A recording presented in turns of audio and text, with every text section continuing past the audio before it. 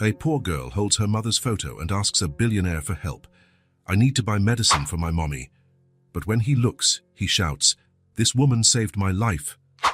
The November wind cut like a razor as Joel Marston adjusted his scarf, leaving Bellini's. He had dined alone, as he did every Wednesday. A ritual he kept religiously. A table in the back, a medium-rare filet mignon, a glass of expensive red wine. Always alone, always in control. At 38, Joel had achieved what many men would consider a successful life. Marston Consulting was a leader in corporate restructuring, and his signature on a contract was enough to calm nervous shareholders. His apartment occupied the penthouse of one of the city's most exclusive buildings, his car imported, his watch, Swiss, his personal life, non-existent. "Good evening, Mr. Marston. Same time next week?" asked the maître d', holding the door. Joel nodded, handing over his usual generous tip. "Of course, Thomas. Thank you." The cold hit him like a slap. The temperature had plummeted in recent days, heralding a harsh winter. Joel quickened his pace, eager to get to his car parked a block away. He passed a group of loud teenagers, a couple embracing, a man sleeping on a bench. The city at night was a kaleidoscope of lives that didn't touch, all close, all isolated. As he walked, her image surfaced in his mind, as it occasionally had for the past 4 years. Those intense green eyes, full of a strength that had surprised him. The way she acted without hesitation while everyone around them froze. Her refusal to accept any thanks beyond a simple "you're welcome." He had never met anyone like her before or since. Joel reached his car, a luxury German sedan parked under a streetlight. He was about to unlock it when he noticed something unusual. A small figure crouched beside the vehicle, vigorously scrubbing the bumper with a piece of cloth. "Hey!" he called out, approaching quickly. "Shai, what are you doing there?" The figure jumped up, revealing a tiny girl, perhaps 5 years old, huddled inside a coat far too large for her frail body. Brown hair fell in messy curls around a pale face. Her eyes, enormous and green, stared at him with a mixture of fear and determination. "I'm cleaning," she answered, holding up a dirty rag. "It's how to earn money." Joel looked at the car. The bumper gleamed where she had scrubbed, standing out from the rest of the slightly dusty vehicle. "Who told you to do this?" he asked, looking around, searching for an adult exploiting child labor. "Nobody," the girl replied, holding his gaze with a firmness surprising for someone so small. "I need money for my mom's medicine." Something in the determination of that gaze made Joel hesitate. It wasn't the first time he'd seen children begging on the streets, but there was something different about this one, a dignity, a seriousness that didn't match her age. "Your mom is sick?" he asked, crouching slightly to be closer to her level. The girl nodded, her trembling chin revealing the effort to hold back tears. "She has a high fever. She hasn't been able to get out of bed since yesterday." Joel felt a pang of compassion, quickly followed by caution. The city was full of scams, of stories fabricated to elicit pity. He was about to give the girl a few dollars and send her on her way, when she pulled something from her coat pocket. "My mom is sick." She held out a folded, crumpled piece of paper. "Can you help?" Joel took the paper, more out of politeness than real interest. Under the streetlight, he saw it was a photo, an old Polaroid, its edges worn. It showed a young woman smiling, perhaps in her early 20s, with the same brown curls as the little girl. There was something familiar about that face, that smile, those intense green eyes. And then, like a lightning strike, the memory hit him. "This woman saved my life." The exclamation came out too loud, making the girl flinch in fear. Passers-by glanced over curiously but soon continued on their way, uninterested in someone else's drama. Joel held the photo tighter, moving it closer to the light. It was her, no doubt. The woman who had been in his thoughts just minutes before. The waitress who, 4 years ago, had noticed he was choking in the very same restaurant he had just left. While everyone around him froze in panic, she had acted with surprising speed, performing the Heimlich maneuver and dislodging the piece of steak blocking his airway. He had only had time to thank her quickly, still catching his breath.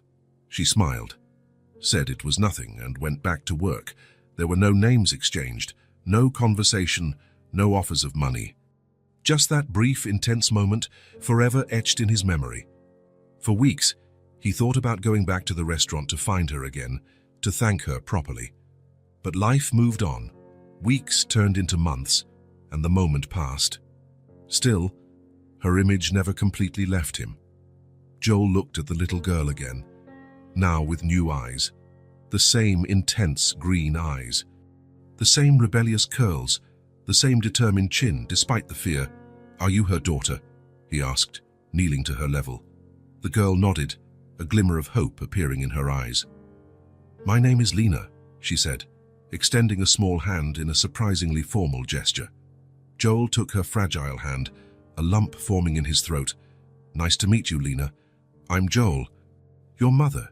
She really saved my life once. She saves everyone," Lena replied with the simplicity of a child. "But now she needs help." Joel looked at his watch. It was almost 10 at night. He had an important meeting the next morning. Documents to review, calls to make. "Where do you live?" he asked, surprising himself. Lena pointed vaguely to the east. "Far." "But I know the way." Joel made a decision that went against all his self-preservation instincts. "Let's go in my car. You can show me where it is." The girl's face lit up as if the sun had appeared in the middle of the night. "Really? You're going to help my mommy?" "Really," Joel replied, opening the car door for her.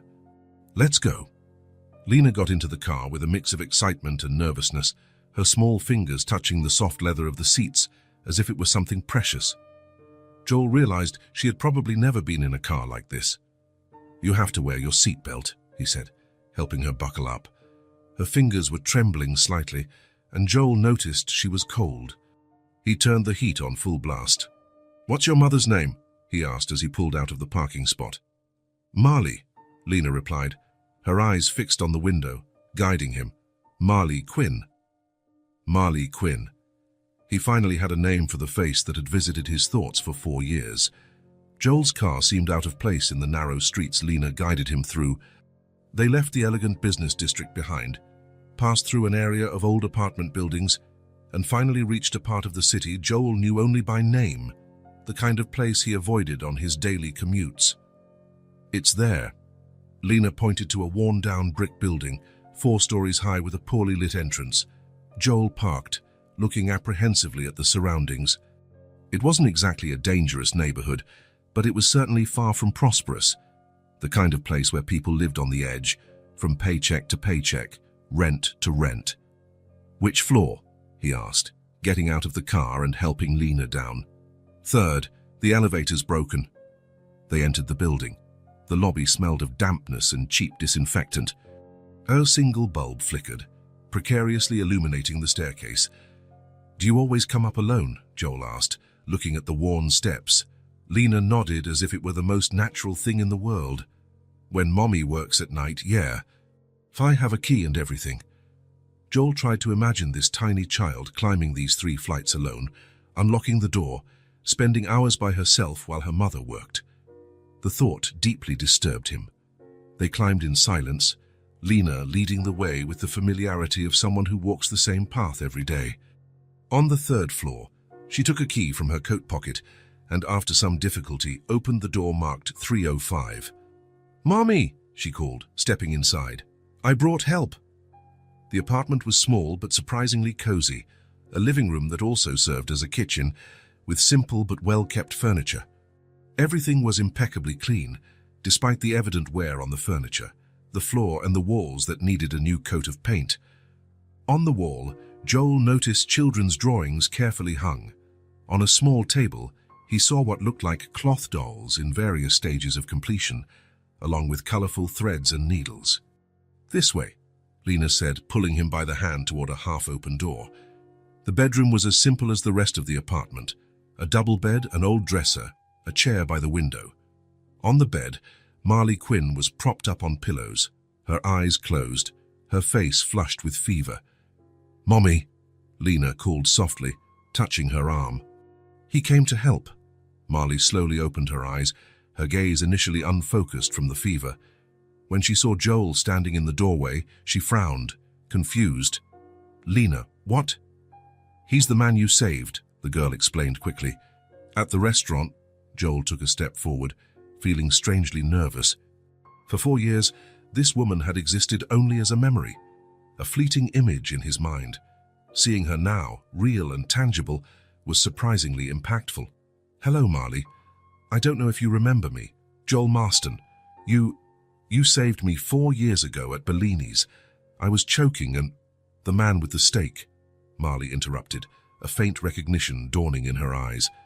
Her voice was hoarse and weakened. "Lena, how did you—" "I was cleaning his car," the girl confessed, lowering her head. "To get money for your medicine." Joel saw the embarrassment on Marley's face, a mixture of shame and concern.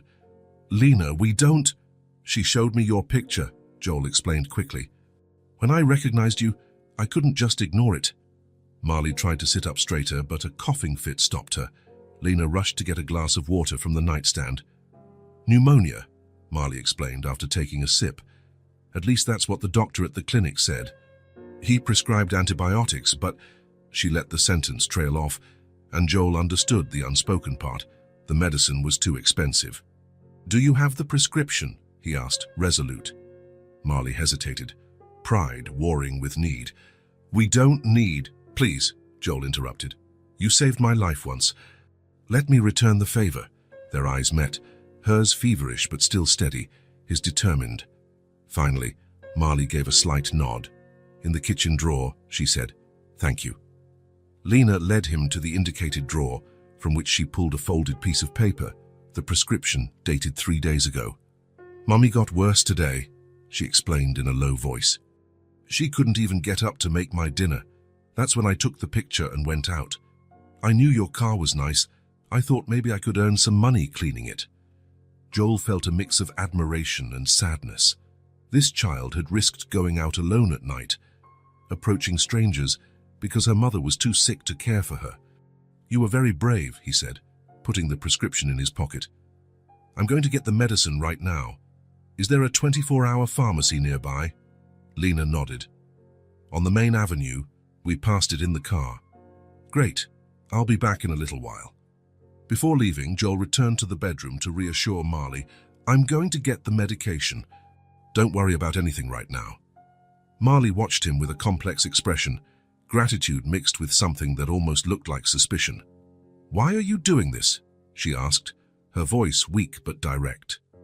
Joel thought for a moment. In truth, he didn't exactly know himself. Maybe it was the chance to finally thank her properly. Maybe it was Lena's vulnerability, or Marley's quiet dignity fighting through the fever, or maybe it was something deeper he couldn't name. "Because I can," he answered simply, "and because, somehow, I feel like I owed you this." The pharmacy was nearly empty at that hour. Joel handed the prescription to the pharmacist, who studied the paper with a neutral expression. "There are 3 different medications here," the man explained. "The antibiotic, a fever reducer, and an expectorant. Will you be taking all of them?" "Yes, all of them," Joel replied without hesitation. While the pharmacist prepared the medications, Joel walked the store's aisles, adding items to his basket: vitamins, extra cough syrup, painkillers, herbal tea. He also remembered to buy a few treats for Lena: hot chocolate, mild cookies, fruit juice. The total came to nearly $200. Joel handed over his card without flinching, signing the receipt with an automatic flourish. For him, it was less than what he'd spend on a bottle of wine.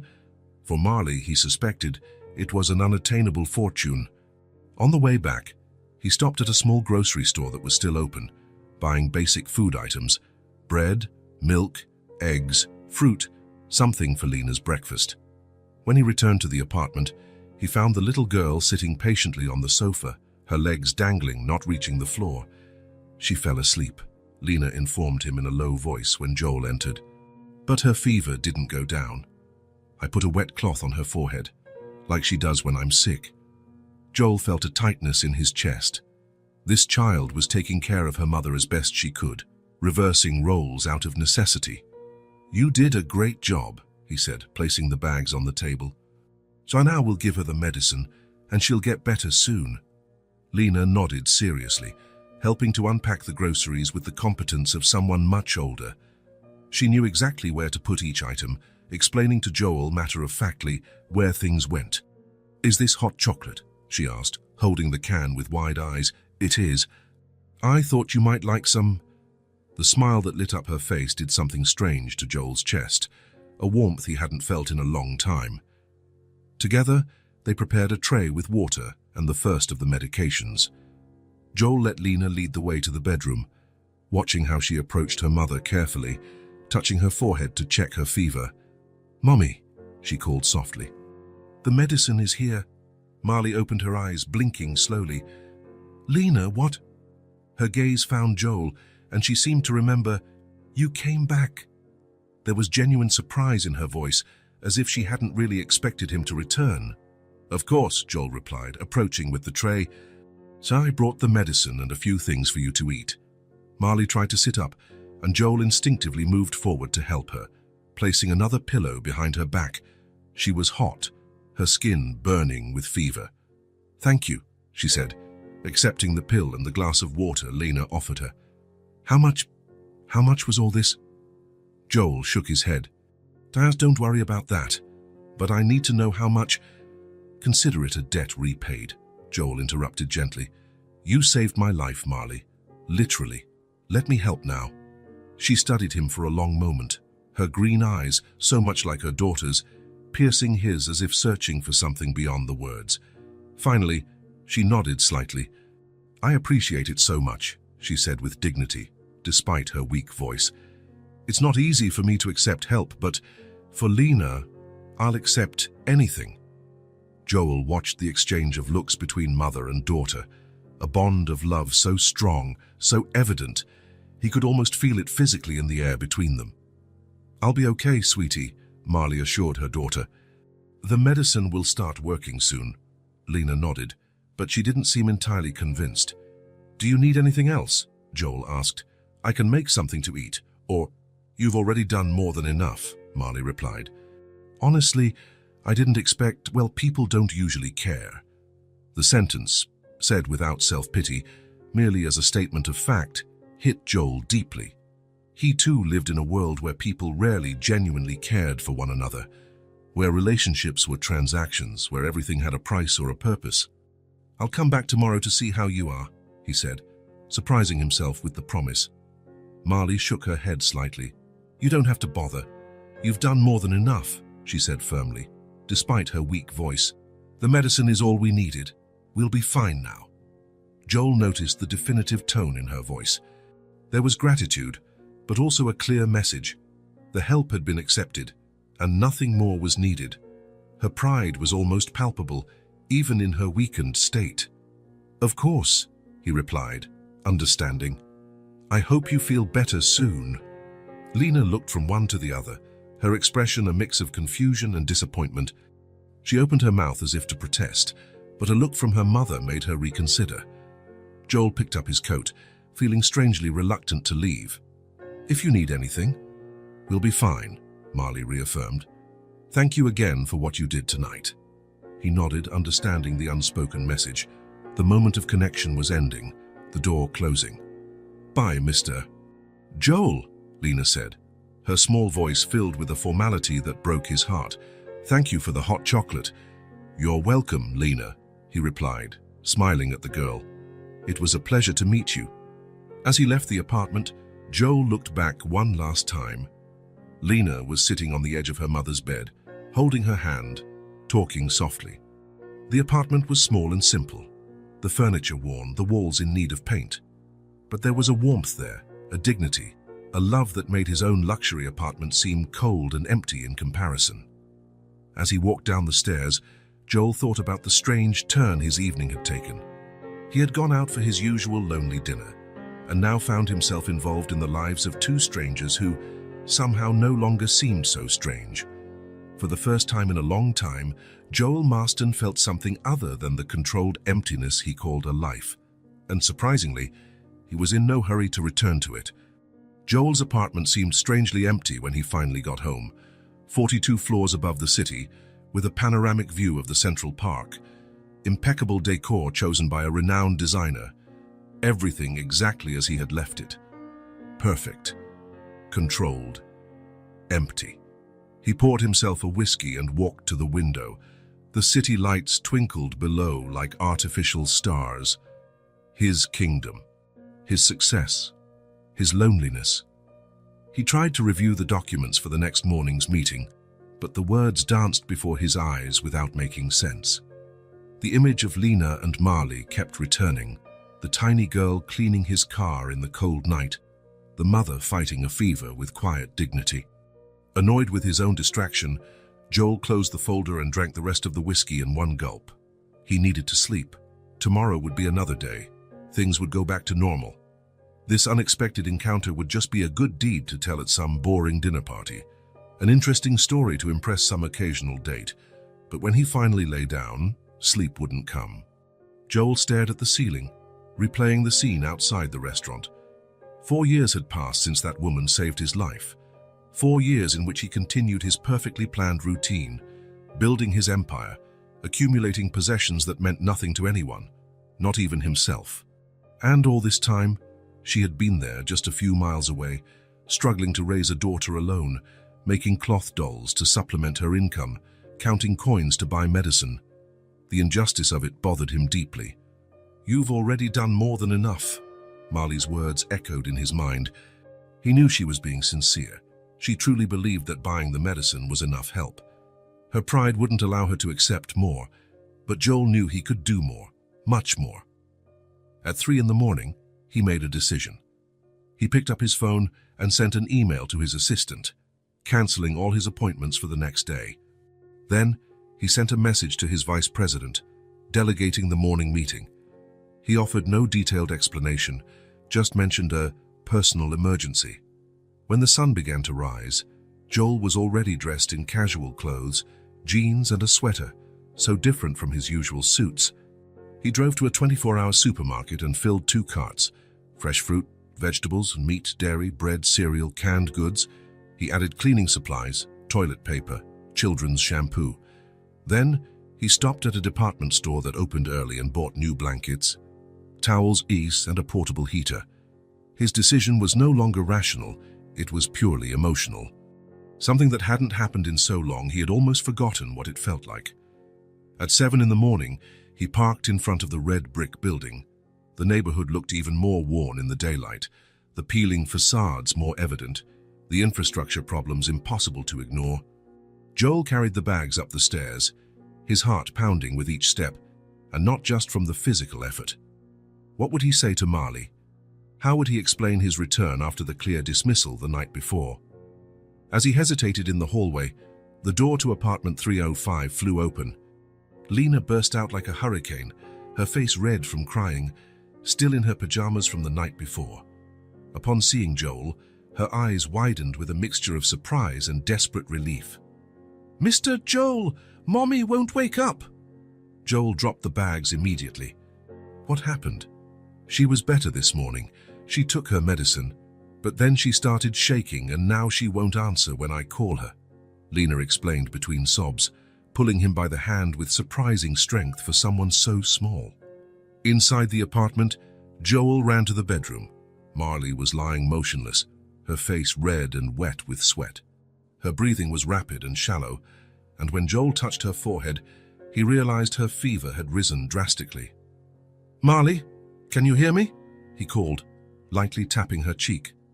She moaned but didn't open her eyes. "I called 911, but they said the ambulance would take a while," Lena said, standing in the doorway, her arms wrapped around herself as if trying to hold herself together. "I was going to ask the neighbor for help when you arrived." Joel didn't hesitate. "We're taking her to the hospital right now. Can you grab a coat for her? And maybe a change of clothes?" While Lena ran to the closet, Joel wrapped Marley in the bed's blanket and lifted her into his arms. She was light, almost fragile, her body burning against his chest. "It's going to be okay," he whispered, more to himself than to her. Carrying Marley down the stairs was a challenge, but fear gave Joel a strength he didn't know he possessed. Lena followed close behind, carrying a small backpack with clothes and the medications. In the car, Joel laid Marley down on the back seat, while Lena sat in the front, the seatbelt looking too large for her small frame. "Which hospital are we going to?" the girl asked, her voice trembling but trying to sound grown up.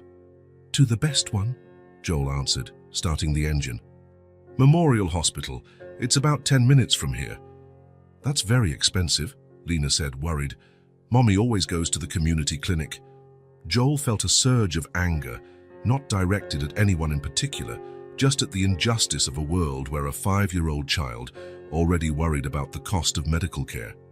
Don't worry about that, he said, speeding through the morning streets. I just want your mum to get well.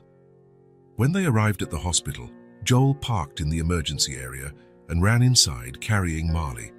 Lena followed him closely, her small steps almost a run to keep up. I need help, he shouted as soon as he entered the ER. High fever, possible pneumonia. She's unconscious. The medical team reacted quickly. A nurse brought a gurney, while another began checking Marley's vital signs. A young doctor appeared, asking rapid-fire questions that Joel tried to answer as best he could. How long has she had these symptoms? At least 3 days, he replied, looking to Lena for confirmation. The girl nodded. Is she taking any medication? She started antibiotics last night. I have them here, Lena said, opening the backpack and taking out the medications Joel had bought. The doctor nodded, examining the bottles. We're taking her in. We'll probably need to run some tests. Before Joel could say anything, they wheeled Marley through a set of double doors.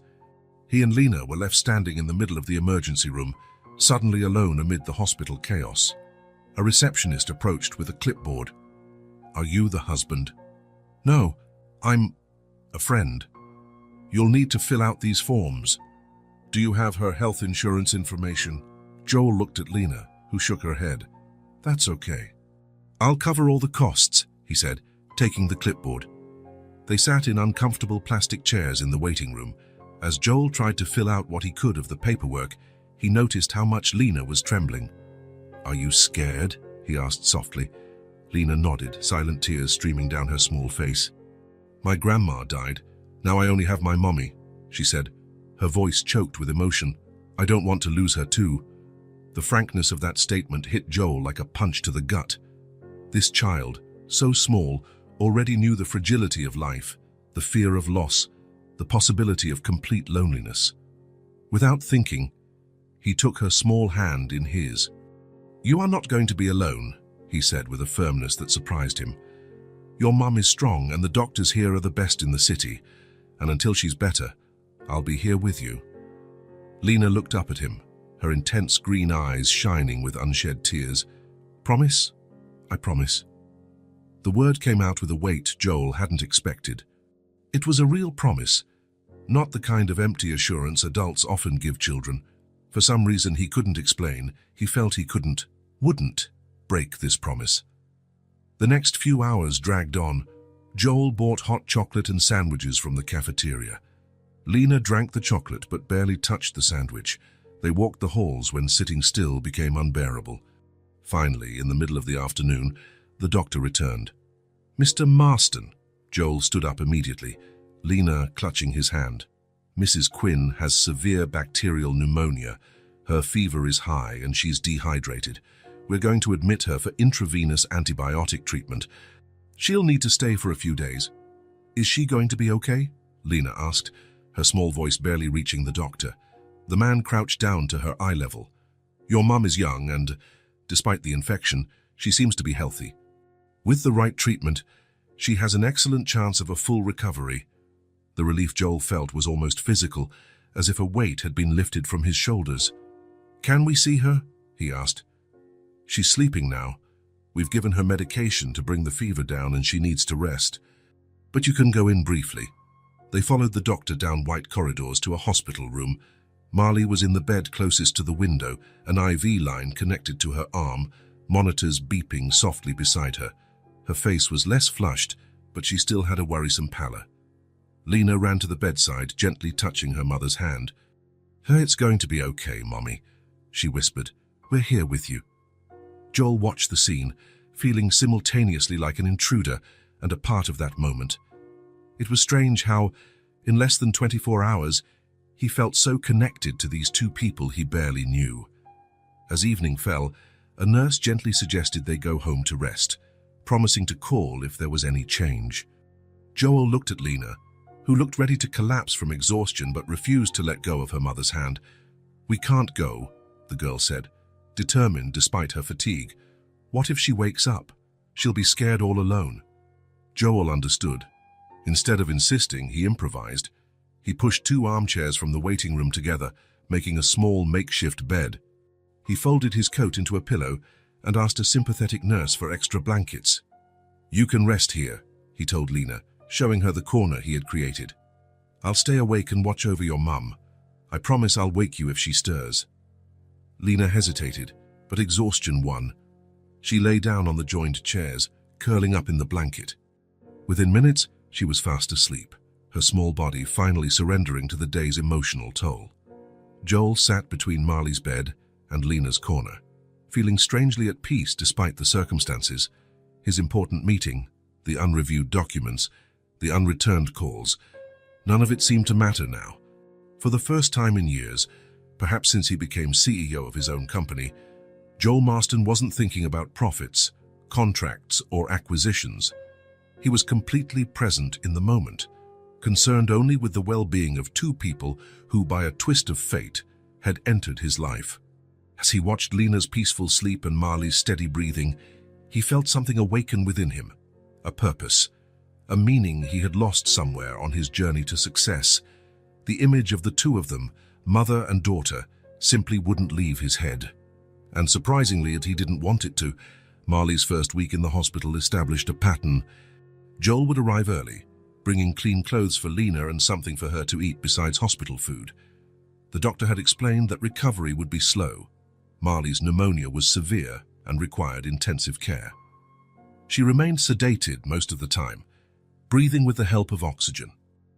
"Good morning, little one," Joel said, entering the waiting room where Lena had slept on the armchairs he'd pushed together to form a small bed. Lena rubbed her eyes, her messy hair pointing in every direction. "Did Mommy wake up?" It was always her first question. Joel smiled gently. "Not yet." But Nurse Rose said her vitals are improving. He handed her a sandwich and a juice box. "Breakfast?" Lena accepted without enthusiasm. For the first few days, she barely ate, too worried about her mother. Joel had learned he needed to be creative to get her to eat properly. "You know what I discovered?" he asked, sitting beside her. "That there's a secret diner in the hospital basement. They say it has the best hot chocolate in the city." Lena's green eyes lit up slightly. "Really?" "Absolutely. But we can only go after you finish this sandwich. Hospital rules." Lena bit into the sandwich, a small smile appearing at the corner of her mouth. Joel had already noticed how well she responded to little adventures, stories that transformed the grey reality of the hospital into something more bearable. "You always make that face when you're plotting something," she commented between bites. "What face?" Joel asked, genuinely surprised. "I like this." Lena furrowed her brow and raised an eyebrow, in a surprisingly accurate imitation of his expression. Joel laughed, a sound that seemed out of place in the hospital environment, but necessary. "I do not make that face." "Yes, you do. Every time you're about to tell me a story or take me somewhere, you're very easy to read. Big friend, big friend." The nickname had emerged on the 3rd day, when Joel had reached a teddy bear someone had left on a high shelf in the pediatric playroom.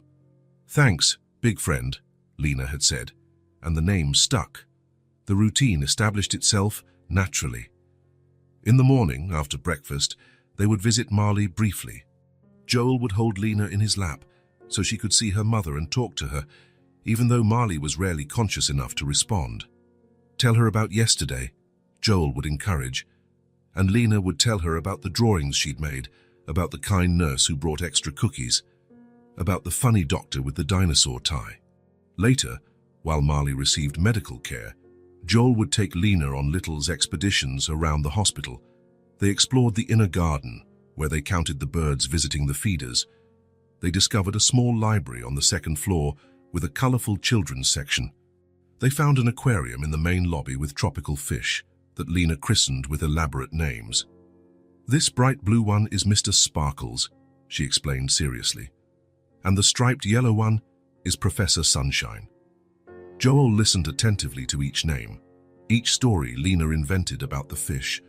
He realized that, slowly, he was getting to know her personality, her vivid imagination, her surprising sense of humor for someone so young, her ability to find joy even in the most difficult circumstances. During lunch, they would sit in the cafeteria, where Joel would try to convince her to eat vegetables. "Broccoli are miniature trees," he explained one day. "The miniature giants eat them." Lena looked at him skeptically. "You're not a miniature giant. How do you know?" "Giants don't wear ties," she replied with impeccable logic, pointing to the tie Joel was still wearing from the day it all happened. Joel laughed, defeated by childish logic. It was the first time he'd seen her genuinely smile since Marley's admission. In the afternoon, when Lena got restless, Joel would improvise games, counting colored tiles in the hallway, I Spy with objects in the waiting room, collaborative stories where each added a sentence. "Once upon a time, there was a girl who had a magical cat," Joel began. "The cat could talk, but only when the moon was full," Lena continued. "One night, the cat said, 'I have an important secret to tell you.' The secret was that he was actually an enchanted prince." The stories became increasingly elaborate, with dragons, castles, and fairies mingling with astronauts, robots, and spaceships. Joel discovered that Lena had a preference for happy endings, where families were reunited and everyone was okay. It wasn't hard to understand why. On the 5th day, Joel noticed that Lena was watching his wristwatch intently. "Do you like watches?" he asked. She nodded. "Mommy was saving money to get me one for my birthday. She showed me one in a magazine." "When is your birthday?" "In 2 weeks, Lena replied, looking away. "But it doesn't matter. I just want Mommy to get better." Joel felt a pang in his chest. He took off his watch and offered it to her. "Want to try it on?" Her eyes widened. It was an expensive watch, from a well-known Swiss brand. "Can I really?" "Of course." The watch swallowed her thin wrist, but Lena admired it as if it were a treasure. She spent the rest of the day looking at it, learning to tell time, announcing every few minutes what time it was. At bedtime, as Joel prepared her makeshift corner in the waiting room, she reluctantly held the watch back out to him. "Thank you, big friend." Joel hesitated, then closed her hand around the watch. "Keep it for now. So you'll always know what time it is." Lena's smile lit up her whole face. She jumped up, hugging him around the neck with surprising strength for someone so small. "I'll take great care of it, I promise." That night, when Lena finally fell asleep with the oversized watch carefully placed under her pillow, Joel realized something had changed. The scared little girl from the first day, so fragile and wary, now trusted him completely. She slept soundly, knowing he would be there when she woke up. And he would be. The certainty of it surprised him. In less than a week, his appointments, meetings, and projects had become secondary. The priority now was to be there, to ensure Lena had what she needed, that Marley received the best treatment, that neither of them felt alone. On the morning of the 10th day, Joel arrived with a small package wrapped in colorful paper. "What's this?" Lena asked, curious. "Open it and find out." Inside was a child's watch, with a purple strap and colorful numbers. It was nothing as sophisticated as his, but it was perfect for a small wrist. "Is it for me?" Lena asked, incredulous. "For you?" Joel smiled. "Now you can give me mine back." Lena laughed, a crystalline sound that echoed through the quiet hospital corridor. "You made that face again." "What face?" "The face of someone who's plotting something." She imitated his expression again, exaggerating the raised eyebrows. Joel shook his head, laughing. "I think you know me too well, little one." "It's because you're my big friend," Lena replied matter-of-factly, putting the new watch on her wrist with pride. "Best friends always know." Joel felt something warm expand in his chest. Best friend, it was a title he never expected to receive, especially from a 5-year-old. But there, in that hospital corridor, after 10 days of sleeping in uncomfortable chairs, eating cafeteria food, telling stories, and playing improvised games, he realized that was exactly what he had become. He was no longer a stranger trying to help. He wasn't just the man her mother had saved years ago. He was Lena's big friend, someone she trusted, someone who was part of her life now, and somehow, she had also become an essential part of his life, a part he didn't know was missing until he found her. "Good news," announced Dr. Lawson, looking over his reading glasses. "The results of the latest tests are promising. We can start planning for Mrs. Quinn's discharge at the end of the week." Joel felt relief wash over him like a warm wave. Beside him, Lena squeezed his hand tightly. "Does that mean Mommy is coming home?" she asked, her green eyes shining with hope. "Exactly," the doctor confirmed, smiling at the girl. "She'll still need care, lots of rest and medication, but she can recover at home." After 2 weeks in the hospital, the news seemed almost unreal. Joel watched Marley through the room's doorway.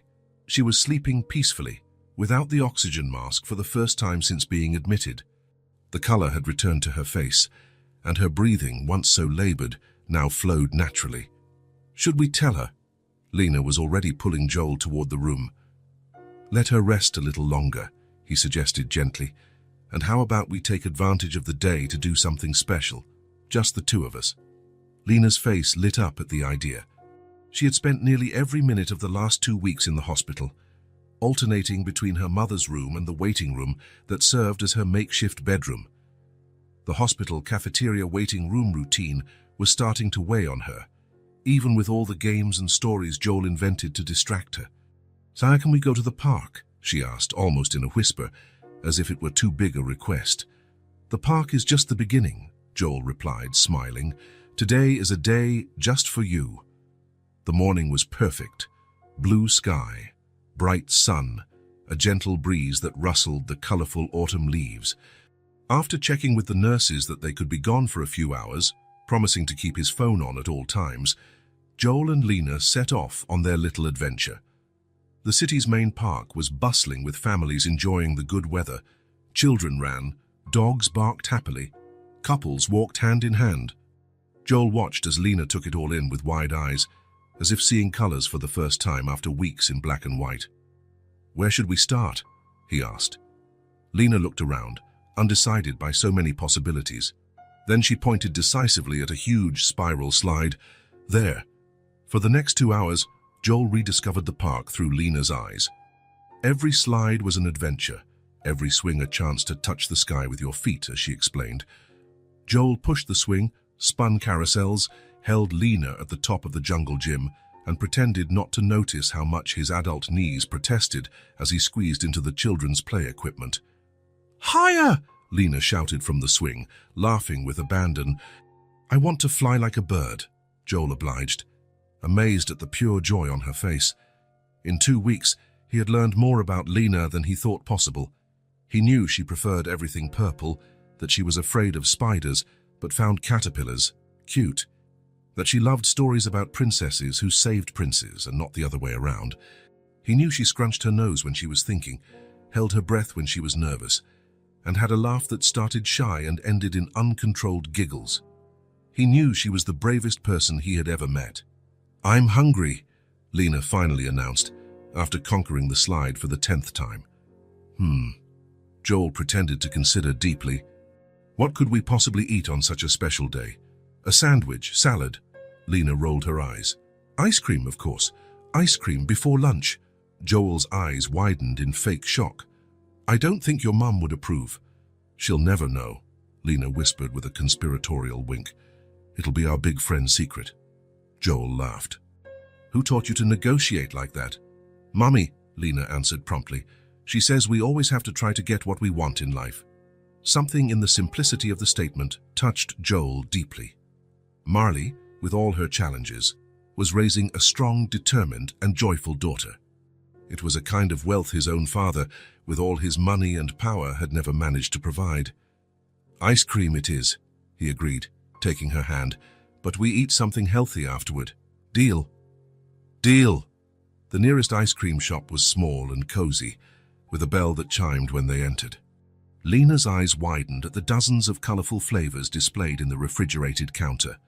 "Can I pick anyone?" she asked, pressing her hands against the glass. "Anyone," Joel confirmed, "and you can have a double scoop." If possible, her eyes grew even wider. "A double, for real?" Joel nodded, smiling at her excitement. Something as simple as a 2-scoop ice cream cone seemed to Lena the height of luxury. After a serious deliberation that lasted almost 10 minutes, including requests for samples of 3 different flavors, Lena finally decided mint, chocolate chip, and strawberry. Joel chose vanilla with caramel sauce, which made Lena wrinkle her nose. Vanilla is so always boring, she declared. It's a classic, Joel defended. Sometimes the simplest things are the best. Sitting at a small table by the window, they watched people pass by as they enjoyed their ice cream.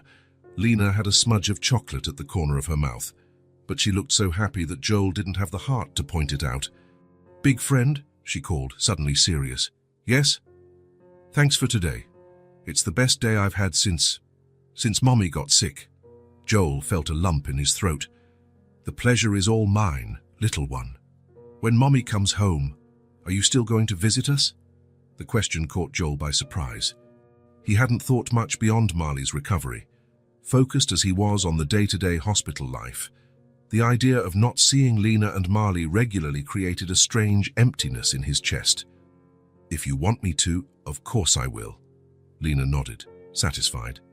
"I want you to, and Mommy will want you to too, even if she pretends she doesn't."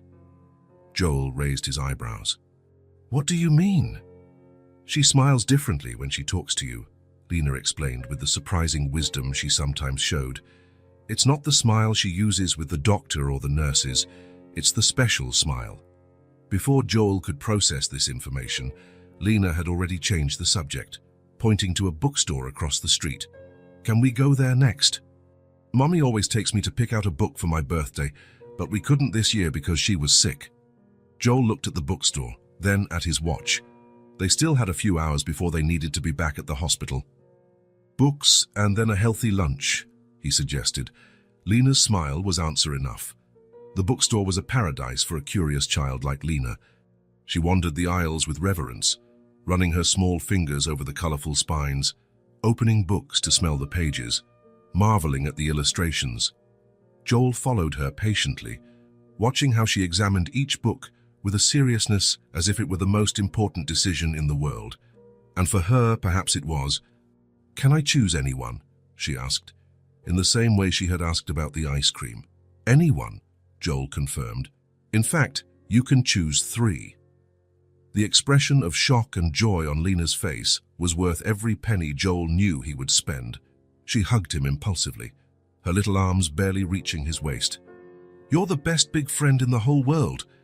After nearly an hour of careful deliberation, Lena finally selected her 3 treasures: a book about a girl who discovers she can talk to animals, another about space adventures, and a third with illustrated poems. "Mommy will love reading these with me," she said as they left the bookstore, clutching the bag of books as if it contained gold. "I'm sure she will," Joel agreed. "And you know what else she'll love? Coming back to a nice, clean and cozy home." Lena considered the idea. "Can we clean the apartment as a surprise?" "Exactly what I was thinking. And maybe even paint that peeling wall in the living room." Lena's eyes shone at the idea. "Can I help paint? I've always wanted to paint a real wall." "Of course you can. We'll be a team." After a substantial lunch, Joel insisted on vegetables, Lena negotiated for them to come with melted cheese on top. They made a quick stop at the hospital. Marley was awake, sitting up in bed, looking visibly better. "Mommy, we went to the park and had ice cream and bought books." Lena poured out the news all at once, climbing onto the bed to hug her mother. "Sounds like someone had a fun day," Marley commented, smiling as she stroked her daughter's hair. Her eyes met Joel's, full of gratitude. "I thought she deserved a break from the hospital," he explained. "Thank you," Marley said softly, "for taking such good care of her." "And now we're going to clean the house for when you get back," Lena announced. "We're going to paint and everything." Marley raised her eyebrows, looking at Joel. "Paint? Just a touch-up," he assured her. "Who's that peeling wall in the living room? Nothing drastic."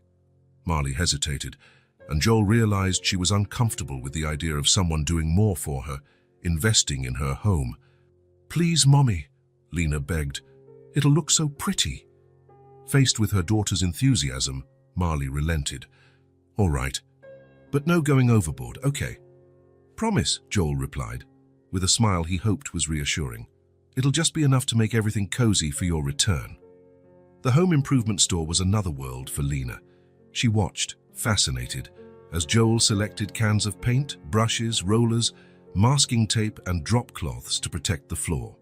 "Size, what color should we choose?" he asked. Lena studied the color swatches as if it were an important exam. "This one," she finally decided, pointing to a soft shade of blue. "It's the color of the sky when it's happy." Joel smiled at the description. "Happy sky blue it is." With the car full of supplies, they drove to the apartment. Joel realized he hadn't been there since the day he rushed Marley to the hospital. The place seemed smaller than he remembered, and a bit neglected after 2 weeks of being empty. "Where do we start?" Lena asked, already rolling up her sleeves like a professional. "First, we protect the furniture," Joel explained. "Then we prep the wall. Only then can we paint." They worked together like a well-oiled team. Joel taught, Lena learned quickly. He lifted her to reach the higher spots. She took care of the lower parts. Between tasks, they invented stories about what the stains on the old wall looked like. "This one looks like a sleeping dragon," Lena pointed out. "And that one over there is clearly a hippopotamus in a hat," Joel replied. When they finally started painting, Lena was beaming. Every brush stroke was an adventure. Every inch covered a victory.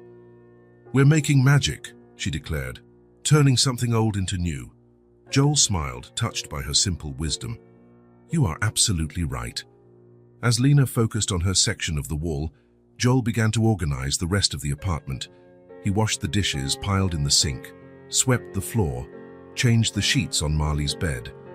In her room, while putting some clothes away in the closet, he noticed a cardboard box partially hidden on the top shelf. He didn't mean to snoop, but the box was unstable, and when he tried to adjust it, it fell, scattering its contents across the floor. Crouching to pick up the items, mostly old papers, cards, and a few photos, Joel froze as he picked up a black and white photograph. His heart seemed to stop for a moment, then began to race uncontrollably. In the photo, a young man was embracing a beautiful dark-haired woman. They were smiling at the camera, clearly in love. The man was unmistakable, Joel's father, at least 30 years younger, but with the same strong features Joel saw in the mirror every day. And the woman, from her features, she could only be Marley's mother. Joel felt the blood drain from his face. With trembling hands, he turned the photo over. On the back was a date, May 17, 1987, and a single line of handwriting, "Forever R&E." Richard and who was E? Marley's mother, certainly. But how? When? His father was already married to his mother in 1987. Joel had been born in 1986. 1,000 questions exploded in his mind. Had his father cheated on his mother? Did Marley know about this? Was it possible that, "Big friend, come see how pretty it looks"? Lena's voice brought him back to reality. Quickly, Joel slipped the photo into his shirt pocket and put the rest of the items back in the box, returning it to the shelf. "Coming," he answered, trying to control his voice. When he entered the living room, Lena was standing proudly beside the freshly painted wall. The happy sky blue had transformed the room, making it brighter and more welcoming. "Isn't it perfect?" she asked. "Radiant."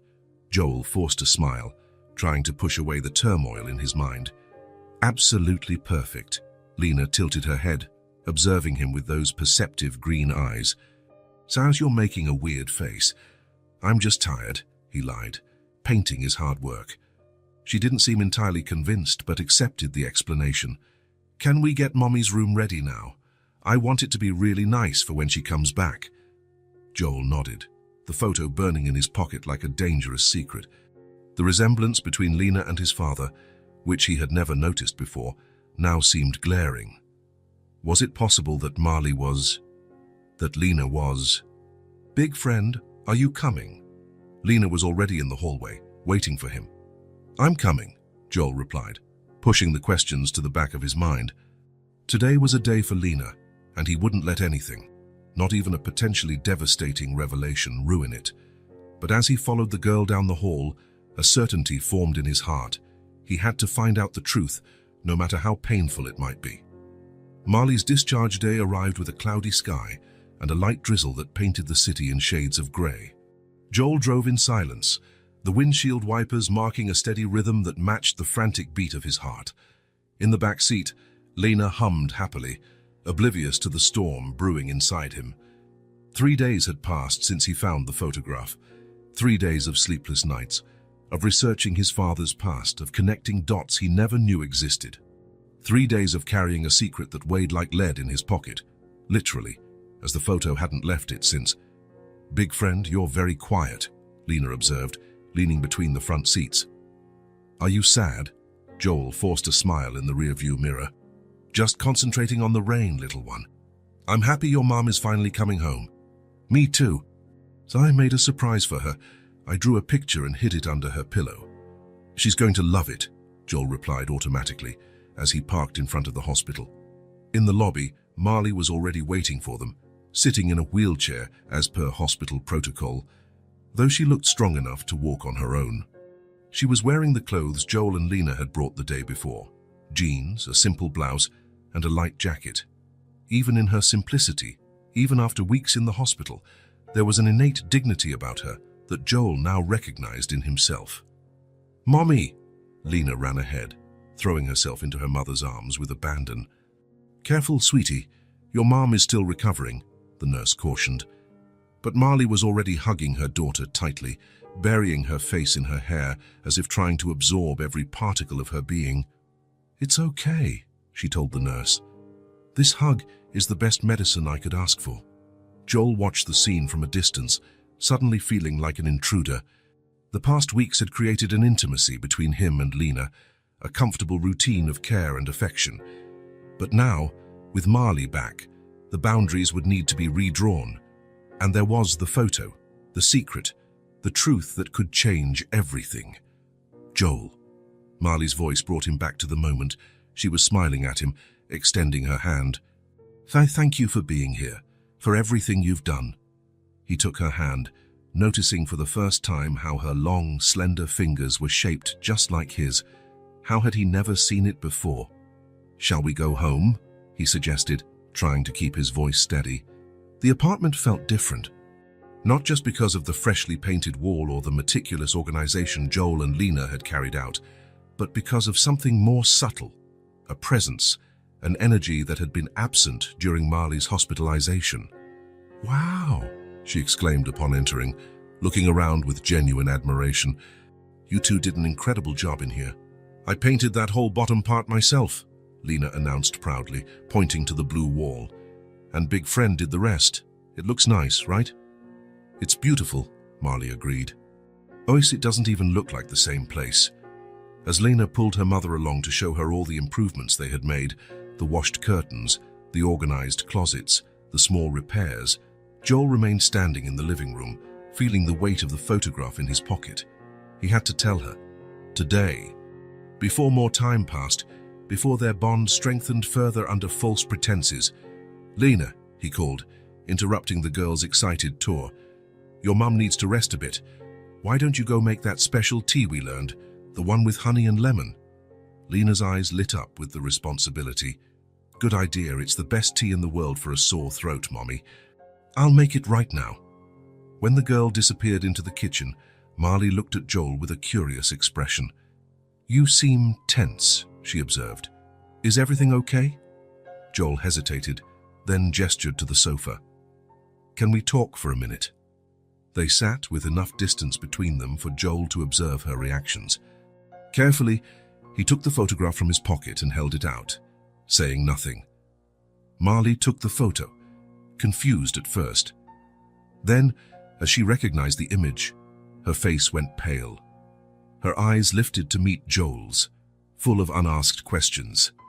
"So where did you—" "I found it when we were cleaning the apartment," he explained, keeping his voice low so Lena wouldn't hear from the kitchen. "It was in a box in your closet." Marley looked at the photo again, running her fingers over the worn surface as if trying to connect with the past captured there. "This man," Joel continued, with a calmness he had mentally rehearsed dozens of times, "is Richard Marston, my father." The silence that followed seemed to have a substance of its own, dense and heavy between them. Joel could hear Lena humming in the kitchen, the clinking of spoons against mugs, everyday sounds that contrasted with the magnitude of the moment. Finally, Marley took a deep breath and nodded slightly. "My mother told me she had an affair with him," she said, her voice barely a whisper. "She only found out he was married when she was already pregnant. She walked away. She kept this photo and never told anyone." The words confirmed what Joel already suspected, but they still felt like a punch to the gut. He closed his eyes for a moment, absorbing the impact. "She never told him about the pregnancy." Marley shook her head.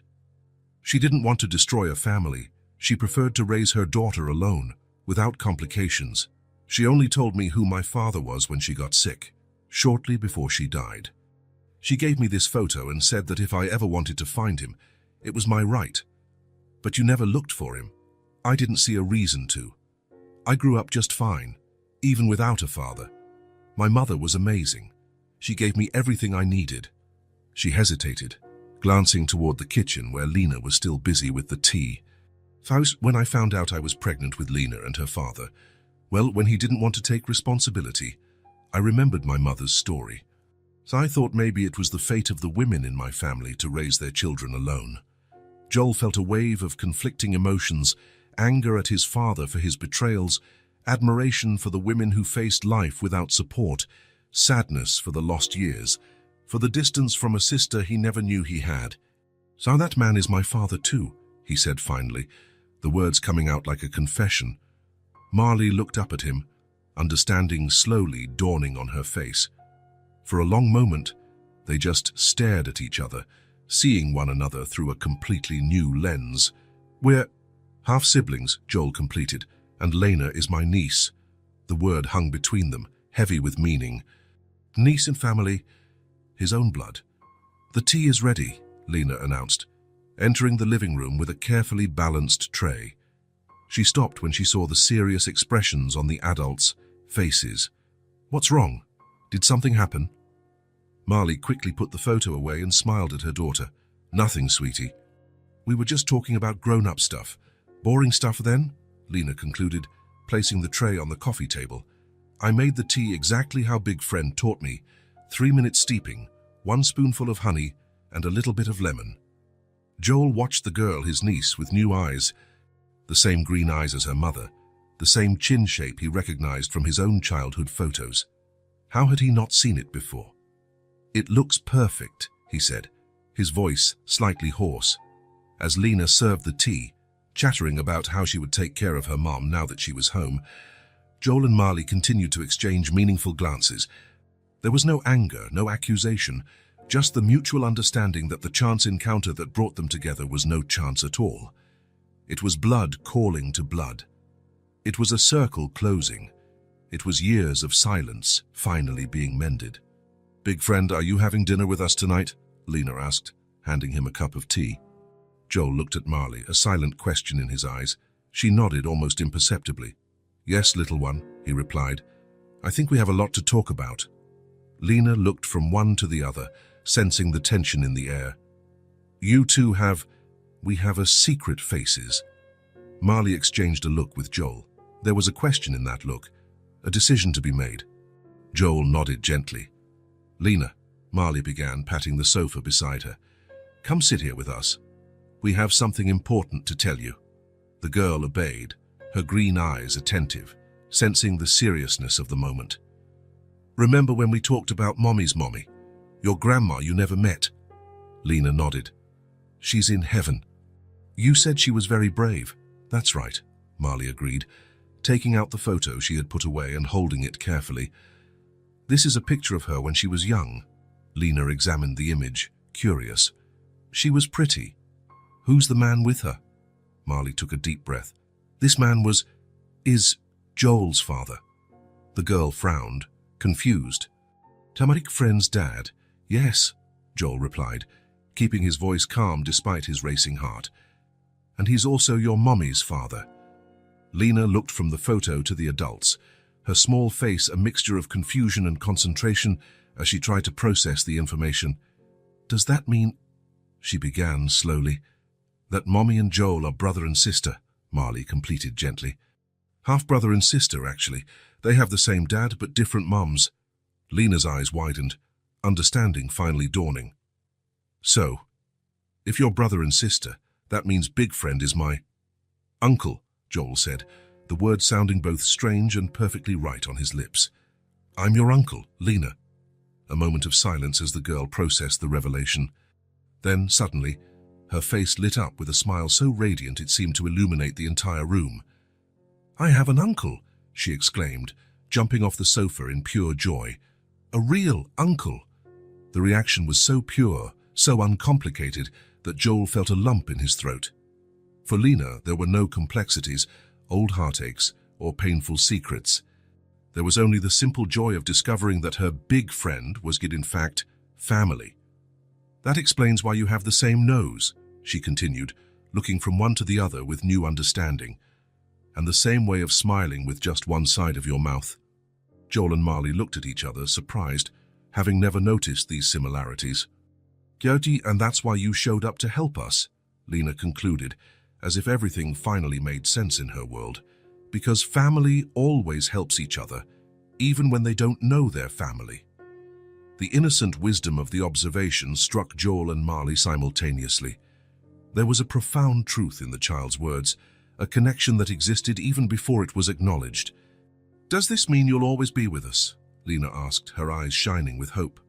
Joel smiled, touched by the simplicity and depth of the question. Yes, little one, we're family now. I knew it! Lena exclaimed, clapping her hands with joy. I always knew you were special. In a sudden movement, she threw herself into Joel's arms, hugging him with all the strength her small arms could muster. Uncle Joel, she tried out, testing the words as if tasting a new flavor. I like you very, very much. Joel hugged her back, an overwhelming emotion taking hold of him. The simplicity of a child's love, so direct, so pure, touched him deeply. I like you very much too, little one, he replied, his voice thick with emotion.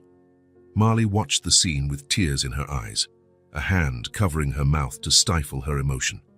When Joel looked up at her, he saw in those eyes so much like his own, a mixture of gratitude, relief, and something more, something new beginning to grow between them, a sibling connection, long denied, finally acknowledged. The Marston mansion stood on the hill like a monument to wealth and power. Stone walls, tall windows, an impeccably manicured garden, everything exuded permanence, tradition, solidity. Joel had grown up in that house, but he had never called it home. It was more of a museum than a place of affection, more a statement of status than a refuge. Is this where you grew up? Marley asked, looking at the property from the car window. Joel nodded, parking in the circular driveway. The great American dream, at least on the surface.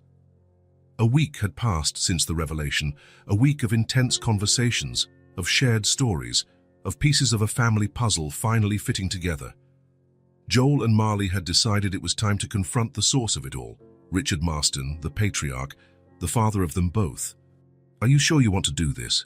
Joel asked, turning off the engine. Marley looked at the mansion, her face a mask of tranquility. I'm not here to demand anything or cause trouble. I just want him to know the truth, that I exist. Joel admired her serenity. If it were him discovering he had been denied a father figure his whole life, he wouldn't be so peaceful. But Marley seemed genuinely uninterested in any material or emotional compensation. It was simply a matter of truth, of existing in the eyes of the one who created her, even if unintentionally. He's not expecting visitors, Joel warned, and he's never been good with surprises. Are you giving me an out? Marley smiled slightly. Can I still change my mind? Always, he replied seriously. We don't have to do this. Marley looked at the mansion again, then at Joel. Yes, we do. Not for me or for him, but for Lena, so that she never has to wonder about her roots, like I did. Joel nodded, understanding. This visit wasn't about the past, but about the future, about clearing the path for the next generation. They got out of the car and walked to the main door. The maid who answered recognized Joel immediately.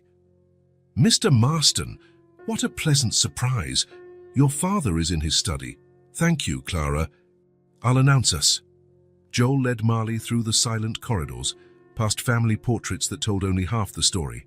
Him, his parents, his grandparents, Generations of Marstons staring solemnly from the walls, never imagining that a part of their lineage was growing up on the other side of town, unseen, unrecognized. They stopped before a solid oak door. Joel knocked twice, the sound echoing like a premonition. "Enter." The voice from the other side was strong, authoritative, even at 70 years old. Richard Marston was sitting behind a massive desk, surrounded by books and files. He still had an imposing presence, straight back, perfectly combed grey hair, sharp eyes that assessed the world as a series of transactions to be negotiated. "Joel," he said, looking up from the papers he was examining, "I didn't know you were coming today."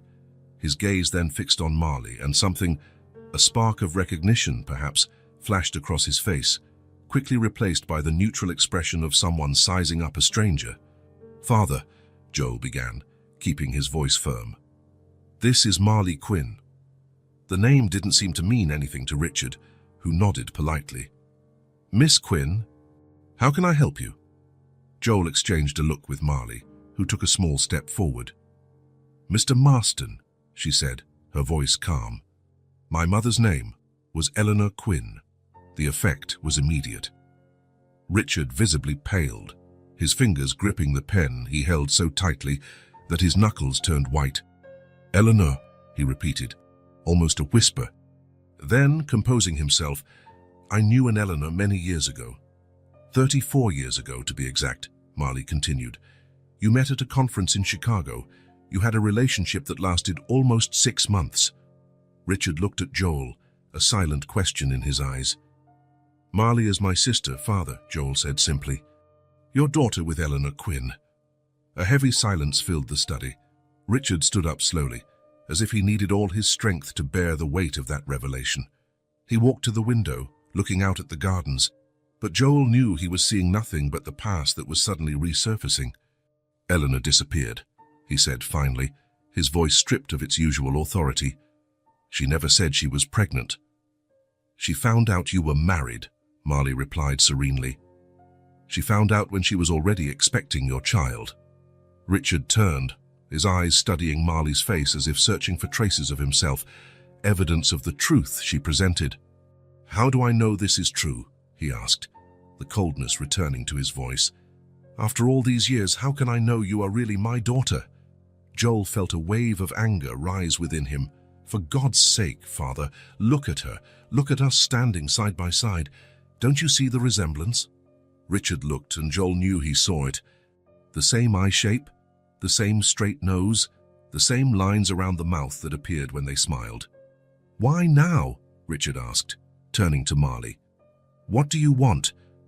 The question was raw, direct, typical of a man accustomed to negotiations and hidden motives. Marley was unfazed. "I don't want anything," she answered with dignity. "Not money, not public recognition, not a place in your life. I grew up just fine without needing you." "Then why are you here?" "Because the truth matters. Because I have a daughter who deserves to know where she comes from.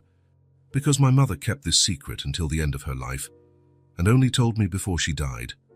Richard sat back down, the weight of the revelation visibly affecting him. "Eleanor never wanted to confront me. She didn't want to destroy your family," Marley explained. She preferred to raise her daughter alone, with dignity, rather than cause a scandal. Richard looked down, something akin to shame crossing his normally impassive face. "A remarkable woman," he murmured. "Yes," Marley agreed. "She was." Joel watched the scene with a mix of emotions. Anger at his father for his cold reaction, pride in Marley for her serenity, relief at finally bringing to light a secret buried for decades. "And your daughter?" Richard asked suddenly.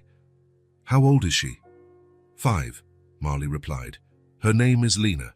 My granddaughter." The word sounded strange on Richard's lips. "Yes." "And Joel's niece." Richard looked at his son, an unasked question in his eyes. "We're a family now, Father," Joel said firmly. "Marley, Lena, and me. Chance brought us together, and blood confirmed what we already felt." "And you want me to—" "We're not asking for anything," Marley interrupted. "We only came because the truth deserves to exist. What you do with it is your choice." Richard Marston, the man Joel had known as infallible, unshakable, suddenly seemed old and vulnerable before Marley's simple integrity. "I would like to meet her," he said finally. "Your daughter, if you'll allow it." Marley nodded slightly. She would be happy to have another grandfather. When they left the mansion, the sun was beginning to set, painting the sky in shades of orange and red. Joel felt as if a weight had been lifted, not completely, but enough to breathe more freely. "Are you okay?" he asked Marley as they got into the car.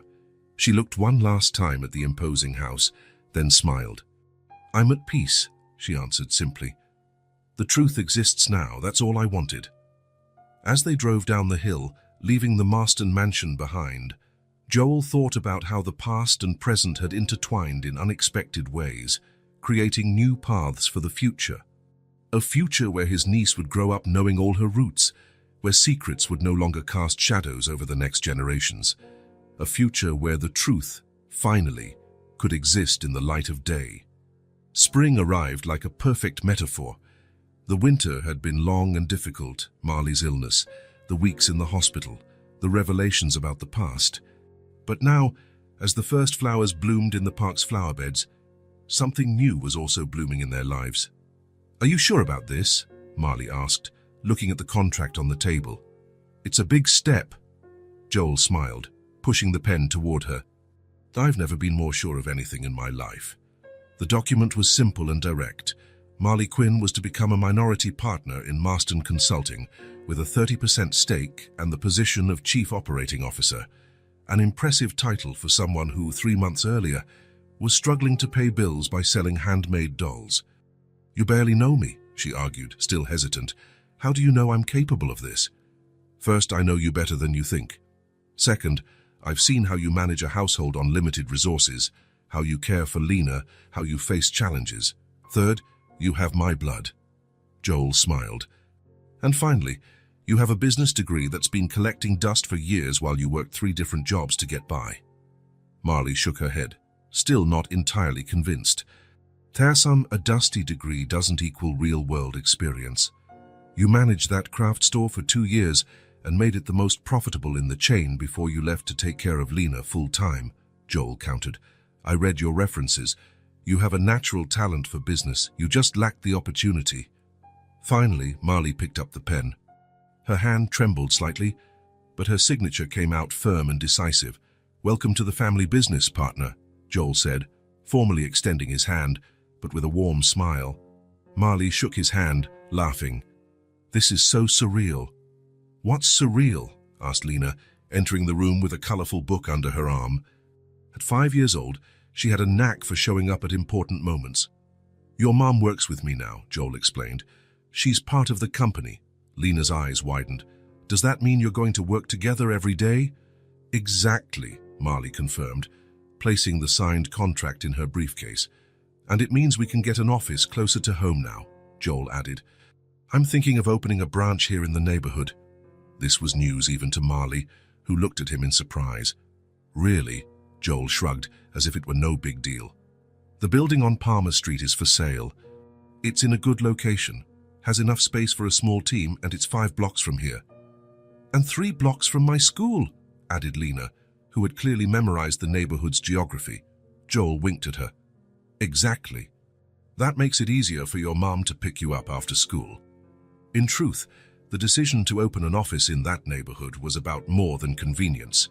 In recent months, Joel had spent so much time in Marley and Lena's small apartment that his own penthouse downtown felt more and more like an empty shell, a transient space. Here, in this simple but welcoming neighborhood, he had found something he had been searching for without knowing it, a sense of belonging. The routine settled in with surprising ease. Marley, always an early riser, took to arriving at the main Marston Consulting office early. The employees, initially curious about the new director who shared the founder's last name, soon came to respect her for her work, not her family connection. Joel divided his time between the main office and the new neighborhood branch, which had become a sort of incubator for social projects he had always wanted to implement but never found a place for in the company's traditional structure. Sunday mornings became sacred, leisurely breakfasts at Marley and Lena's apartment, with pancakes, fruit, and laughter. Sometimes, Joel would fall asleep on the couch after dinners that stretched into long conversations. Other times, Marley would visit him downtown, admiring the view from the penthouse apartment while they discussed business strategies. They were a makeshift family, built not on traditional conventions but on daily choices, small moments of connection, decisions to be present even when it wasn't required. "He's nervous," Joel commented, watching from the window as the black car parked in front of the building. Marley came closer, following his gaze. "You can tell by the way he's adjusted his tie 3 times before getting out of the car." Richard Marston, always impeccably dressed, seemed out of place in this simple neighborhood. He carried a package wrapped in colorful paper and looked at the building as if assessing its structural stability. "I think this is the first time he's visited a place like this since never," Joel observed. "Do you think this is a good idea?" Marley asked, concern evident in her voice. "Introducing him to Lena like this?" Joel understood her hesitation. There was so much at stake: Lena's innocence, the complex family past, Richard's difficult personality. "He's trying," he finally replied, "in his own way. And Lena deserves to know all her grandparents, even the complicated ones." The doorbell rang. Lena, who was coloring at the kitchen table, looked up curiously. "Who is it?" she asked. Marley took a deep breath. "It's a family member who came to meet you. Someone very special." Joel opened the door. Richard stood in the hallway, stiffer than ever, the gift in his hands like a shield. "Father," Joel greeted. "Come in." Richard took 2 steps inside and stopped, his eyes scanning the apartment. Joel could imagine what he was seeing, the small but cozy space, so different from the cold mansion where he had raised his son. Lena's drawings hanging on the wall, the plants on the windowsill, the books piled in the corner of the room. A home, not just a place to live. "Thank you for the invitation," Richard said formally. Marley approached, extending her hand. "Welcome to our home." There was a nobility in her simplicity that seemed to unsettle Richard. He shook her hand with genuine respect. "I brought something for your daughter," he said, indicating the package. At that moment, as if on cue, Lena appeared in the kitchen doorway. She was wearing a purple dress, her favorite color, and she observed the visitor with casual curiosity. "Hello," she said, approaching without shyness. "I'm Lena. Are you Uncle Joel's friend?" Richard looked at Joel, then at Marley, momentarily speechless. It was probably the first time in decades that someone had left him without a response. "This is Richard," Marley introduced gently. "He's Joel's father, and he's also my father." Lena processed the information with the simple, direct logic of a child. "So you're my grandpa." The word hung in the air, laden with a weight the girl couldn't comprehend. Grandpa, a title that carried untold stories, past choices, blood connections that transcended time. "Yes," Richard finally answered, his voice softer than Joel had ever heard it. "I am your grandfather," Lena smiled, completely oblivious to the emotional complexity of the moment. "Cool. I've never had a grandpa before. What's in the package?" Richard knelt, bringing himself to her level, another gesture Joel had never seen him make, and held out the gift. "Share something I thought you might like." Lena opened the package with the excitement typical of her age. Inside was a beautiful, well-preserved antique doll with dark hair and green eyes, dressed in carefully hand-sewn clothes. "It belonged to your grandmother," Richard explained. "Joel's mother. She kept it all these years." Joel felt a lump in his throat. He never knew his mother had kept that childhood doll. It was a surprisingly sentimental gesture from Richard, almost a silent acknowledgement that the new generation deserved a connection the previous ones had lost. "She's beautiful," Lena whispered, hugging the doll carefully. Then, to everyone's surprise, she approached Richard and hugged his legs. Thank you, Grandpa." Joel saw something he never imagined he would witness, his father's eyes welling up, his rigid posture momentarily broken by a child's spontaneous hug. The dinner was surprisingly pleasant. Richard, always formal in expensive restaurants, seemed to genuinely enjoy the simple meal Marley had prepared. He complimented the food, asked Lena questions about school, and listened with interest as Joel explained the company's new projects. It was as if, by entering that small apartment, He had left behind the weight of being Richard Marston, the tycoon, and could simply be Richard, the father, the grandfather. When dessert, a homemade pudding Lena had helped make, was served, the girl looked around the table with a thoughtful expression that seemed beyond her 5 years. "You know something," she said, suddenly taking the hands of Joel and Marley, who were sitting beside her. "Maybe fate brought us together to become a family." The observation, made with the innocence and wisdom only children possess, silenced the table. Joel looked up and met Marley's gaze. In that moment of silent connection, they shared more than words could ever express. It hadn't been luck nor charity, not even chance, that had brought them together. There was something deeper, a purpose that transcended coincidences and individual choices. "I think you're right, little one," Joel finally replied, his voice soft. "Fate has interesting ways of working. And sometimes," Marley added, "the real miracle isn't the initial meeting, but what's born from it." Richard watched the scene with an expression that mixed admiration with a pang of regret, perhaps for the lost years, for the connections he could have formed but let slip away. Later, after Lena was in bed and Richard had said goodbye, promising to return the following week, Joel and Marley sat on the small apartment balcony, sharing the comfortable silence they had grown to appreciate. "I never imagined my life could change so much in such a short time," Marley commented, looking at the stars that stubbornly shone through the city's light pollution. "Me neither," Joel agreed. "It's funny how we spend years building careers, accumulating things, following routines, and then, suddenly, something happens, and we realize none of that was really important." "What is important then?" she asked, turning to face him. Joel smiled, feeling a peace he had unknowingly searched for his whole life. "This being here. Belonging. Having people to care about more than yourself." Marley nodded, understanding perfectly. "A real new beginning." "Exactly," Joel agreed. "Or not just a new chapter, but a new way of being." As the night wore on and the city gradually quieted, the two remained side by side, united not only by the blood they shared, but by something equally powerful, the conscious choice to be a family, to build something together that neither of them could have created alone. A real new beginning, founded not on obligation or expectation, but on dignity, care, and time. The kind of new beginning that is built day by day, choice by choice, moment by moment. The kind of new beginning that, with any luck, lasts forever. If this story touched your heart, subscribe to the channel and turn on notifications so you don't miss the next ones.